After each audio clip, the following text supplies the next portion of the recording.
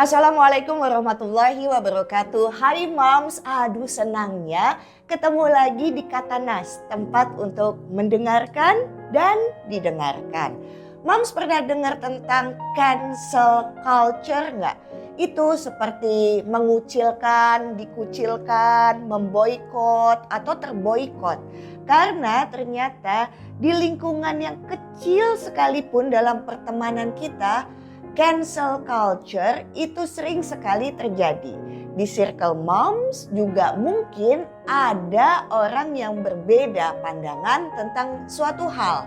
Atau seperti sanksi sosial yang sering diterima atau bisa juga kita pelakunya.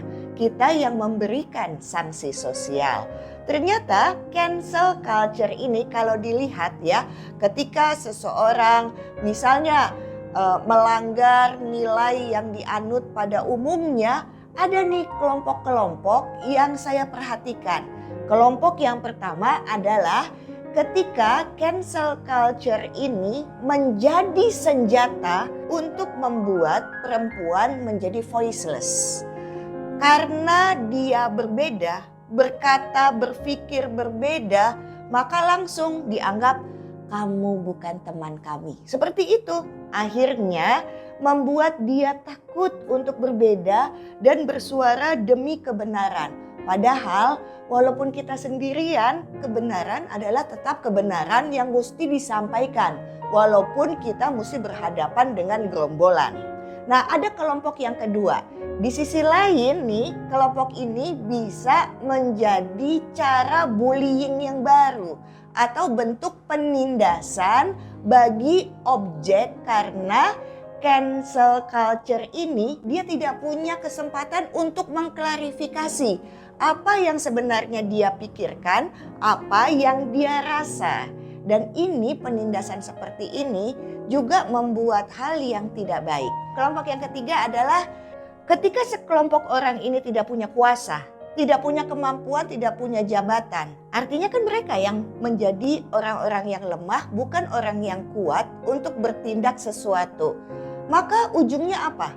Ujungnya adalah mengucilkan orang yang berbeda dengannya. Dan selanjutnya nih, masih siap kan buat mendengarkan? Adalah ini semuanya yang diomongin kan jelek. Ada nggak sih sisi bagusnya mengenai cancel culture ini? Ada. Itu membuat kita sebagai individu mesti hati-hati. Ketika kita berkata berbeda, menulis di sosial media berbeda, bersikap berbeda terhadap sesuatu, moms harus cermat untuk melakukan assessment atau penilaian siapa sih yang kita hadapi, karena apakah dia bisa menerima perbedaan atau sensitivitasnya tinggi sehingga tidak bisa menerima perbedaan sehingga kita dikucilkan. Jadi mau gak mau kemampuan kita membaca orang tuh menjadi lebih tinggi. Itu sisi baiknya. Nah, yang terakhir adalah juga membuat kita jangan asal pengen beda, anti mainstream. Pokoknya yang penting saya berbeda deh. Sehingga pengen dapat spotlight karena berbeda. Jangan. Jangan asal berbeda tanpa data-data yang kuat untuk membuat perbedaan itu. Karena pemboikotan, pengucilan, atau yang disebut cancel culture ada risikonya. Moms bagian kelompok yang mana? Kelompok yang siap menanggung risiko karena berbeda? Tulis di sini ya.